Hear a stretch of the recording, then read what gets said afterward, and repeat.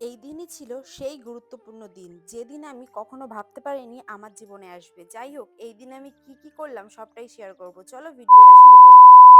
দুপুর দুপুর ভগবানের দর্শন করে বাড়ির থেকে বেরিয়ে যাচ্ছি, আর বাড়ির থেকে বেরোনোর সময় দেখো আজকে ৩-৪টে টোলা বোচকা হয়েছে।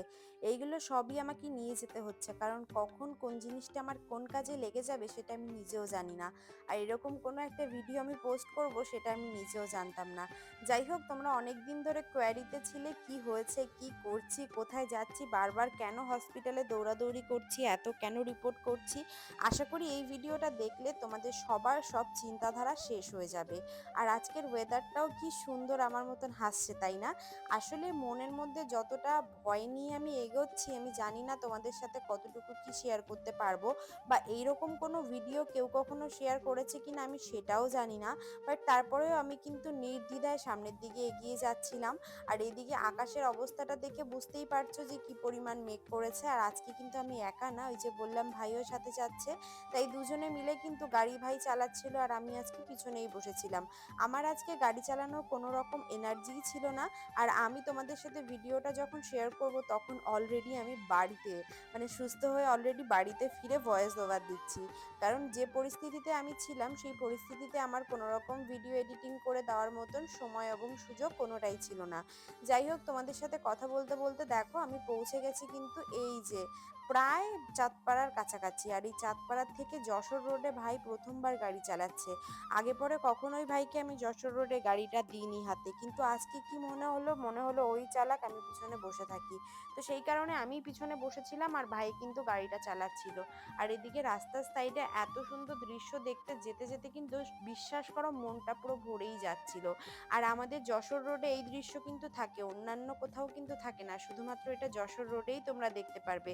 চারিদিকের এইরকম সুন্দর একটা সৌজন্য একটা পরিবেশ। আর আজকে আমার সাথে কি হয়ে গেছিল জানো, সেটাও তোমাদের সাথে শেয়ার করব। আশা করি এরপরে আর কেউ হেলমেট ছাড়া বেরোবে না। আর এদিক থেকে যশোর রোড থেকে আমি যখনই যেতাম জানো তো, এই বনগাঁর মানে বেশিরভাগ এই বনগাঁর দিকটায় রাস্তার সাইডে ফুচকার দোকানগুলো থাকে। আর সেই ফুচকার দোকানগুলো থেকে ফুচকা খেতে এত ভালো লাগে কি বলবো। আমি জানি না আমি লাস্ট কবে আর ভিডিও ফটো তুলতে পারবো, কবে একটু সুন্দর জায়গায় ঘুরতে যেতে পারবো। যেহেতু আজকে স্কুটি নিয়েই আমি নার্সিং হোমে যাচ্ছি, তাই ভাবলাম আমার যে প্রিয় জায়গাটা সেই জায়গায় দাঁড়িয়ে কিছু ফটো কিছু ভিডিও কেনই না করব না। সেই কারণে আমি কিন্তু দাঁড়িয়ে পড়লাম। আর এই প্লেসটা আশা করি তোমরা অনেকেই চেনো, আমার ভিডিওতে অনেকেই দেখেছো। এটা হচ্ছে কৃষি অফিসের একদম উল্টো সাইডে। আর এই জায়গায় কিন্তু খুব সুন্দর করে ভিডিও ফটো তোলা যায়। তাই আমি আর কোনো রকম রিস্ক না নিয়ে এখানেই চলে গেলাম। আর এখানে আসার পর এত সুন্দর সুন্দর ফটো তুলেছি যেটা বলে বোঝানোর মতন না। আর এই টাইমে আমি খুব কম এসেছি, তো এই টাইমে যেহেতু সেরকমভাবে আমি আসিনি, আমি জানিই না যে এই টাইমে এখানটায় ফটো ভিডিও ঠিক কেমন লাগে। আর আমার মুখের হাসিটা দেখে বুঝতে পারছো আমি খুবই খুশিতে রয়েছি, কিন্তু না, বিশ্বাস করো অনেকটা চিন্তার মধ্যে রয়েছি। আমার যদি সামান্য ঠান্ডা লাগে আমি কখনো ডাক্তারের কাছে যাই না, কখনো কোনো প্রবলেম হলেও আমি ডক্টর দেখাই না। সেখানটায় আজকে আমার এত বড় একটা ওটির জন্য ভর্তি হতে হবে, এই জিনিসটা আমার কাছে অনেক বড় কিছু। মানে তোমাদের কাছে সামান্য হলেও আমার কাছে অনেক বড় কিছু, কারণ জীবনে তো কখনো এরকম কিছু সম্মুখীন হইনি। আর এই যে দেখো তোমাদের সাথে বকবক করতে করতে আমি গাড়ি চালিয়ে যাচ্ছিলাম। আর এটা কিন্তু কালোপুর, কালোপুর মানে হচ্ছে ওই যে বিভূতিভূষণ ছাড়িয়ে যে কালোপুরের মোড়টা এখানে। এইবার হয়ে গেল একটা ইনসিডেন্ট, আমার কাছে কিন্তু হেলমেট ছিল, গাড়িটা আমি চালাচ্ছিলাম, ভাই পিছনে বসেছিল। এখান থেকে যখন যাচ্ছি যাওয়ার পথে দুটো পুলিশ ছিল রাস্তার সামনে দাঁড়িয়ে, আমি আশা করি তোমাদের সাথে সেটা দেখাবো, তোমরা দেখে বুঝতে পারবে। আসলে এখানটায় হচ্ছে যে জায়গাটা এখানটায় রেড করে, এখানটায় দাঁড়িয়ে দেখে, মানে অনেক সময় অনেক রকম প্রবলেম হয়। তো দেখো আমি এখান থেকে গাড়ি চালিয়ে যাচ্ছি আর দুটো পুলিশ এখানটায় দাঁড়িয়ে রয়েছে। সেটা দেখে কনস্ট্যান্ট আমি ভয় পেয়ে গেছিলাম আর ভেবেছিলাম এই রে এবার আমাকে ফাইন করবে। প্রথম কথা আমার কাছে হেলমেট ছিল, কিন্তু তারপরে আমি হেলমেট পরিনি কি কারণে সেটা বলি। আমি না হেলমেট পরলে কানে কিছু শুনতে পারি না, মানে আমার নিজেরই একটা প্রবলেম হয়, কি জানি এই জিনিসটা কাদের কাদের সাথে হয় অবশ্যই কমেন্টে জানিও। যাই হোক, সেই মানে পুলিশ আমাকে দেখে ডাকছে যে আসো আসো, কোনো সমস্যা নেই। আমি ভাবলাম এই রে এবার ধরতে পারলেই 500 টাকা ফাইন করবে, যেহেতু হেলমেটটা হাতে ছিল আমি মাথায় পরিনি। আর আমি যাচ্ছি ওটিতে, মানে আজকে আমার ওটি হবে, আর আমার ভাই সেই আনন্দ দেখো খেয়ে নিল এখান থেকে প্রায় 40 টাকার ফুচকা। Later. ফুচকা খাওয়ার পর আমিও ওখান থেকে বেরিয়ে পড়লাম। বিশ্বাস করো আমারও খেতে ইচ্ছা করছিল ফুচকা। কিন্তু আমি ফুচকা খেলাম না তার একটাই কারণ যে এখন ফুচকা খেলে আমার যদি কোনো রকম গ্যাস অম্বল হয় তাহলে সেই জিনিসটা আরো রিস্ক হয়ে যাবে। সেই কারণে আমি কোনো রকমভাবে ফুচকা খাওয়ার রিস্ক নিলাম না। আর এদিকে দেখো আমি পৌঁছে গেছি বনগাঁ মানে পুরোপুরি বনগাঁর কাছাকাছি, স্টেশনের কাছাকাছি। বনগাঁর গেটটা পার হওয়ার পর এখানটায় যেহেতু বাটার মোড় পড়বে, কোর্ট মোড় পড়বে, থানার মোড় পড়বে, সেই কারণে হেলমেটটা পরা খুবই দরকার। অন্তত বনগাঁর এই রোডটা গেটটা পার হওয়ার সাথে সাথে হেলমেটটা পরে আমি সামনের দিকে এগিয়ে যাচ্ছিলাম।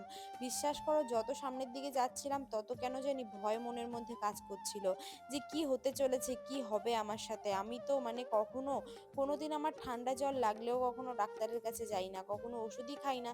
আর আমি একদমই ওষুধ খেতে ভয় পাই। সেখানটায় দাঁড়িয়ে আমার সাথে কি হতে চলেছে সেটা আমি নিজেও জানতাম না। কিন্তু হ্যাঁ, ভগবানের প্রতি আশা ছিল যে যেটা হবে হয়তো ভালোর জন্যই হবে। ভালোর পরেই তো খারাপ হয় আর খারাপের পরেই ভালো হয়। তো সেই সব চিন্তাভাবনা করেই আমি সামনের দিকে এগোচ্ছিলাম। আর আজকে আমি আর ভাই এসেছি কারণ আজকে আমাকে এখানে অ্যাডমিট করা হবে। তো আমার ওটি আরো ২-১ দিন পরে হবে। কি, কি প্রসেসিং আছে আমি তো জানি না। কারণ আমার কোনো অভিজ্ঞতা নেই, তো সেই ক্ষেত্রে আমি না জানবো এটাই স্বাভাবিক। তো দেখো তোমাদের সাথে কথা বলতে, বলতে আমি কিন্তু কোর্ট মোড়ের পাশ থেকে চলে আসলাম বনগাঁ মেইন রোডে, মানে যেটা হচ্ছে চাকদা হাই রোড মানে ধরা যায় আরকি হসপিটালের দিকে যেতে। মানে বনগাঁ হসপিটালের দিকেই যেতে কিন্তু আমার এই নার্সিং হোমটাও। তো বনগাঁয় তো বেশ কটা নার্সিং হোম আছে। কিন্তু আমি যে ডক্টরকে দেখিয়েছি তিনি কিন্তু বসতো হচ্ছে হাবড়াতে। তো তারই সাজেস্টে আমি কিন্তু এই হাবড়া মানে হাবড়ায় ডাক্তার দেখিয়েছি কিন্তু তিনিই কিন্তু এই বনগাঁতে বসে। তাই তারই সাজেস্টে আমি এই বনগাঁতেই ওটিটা করব।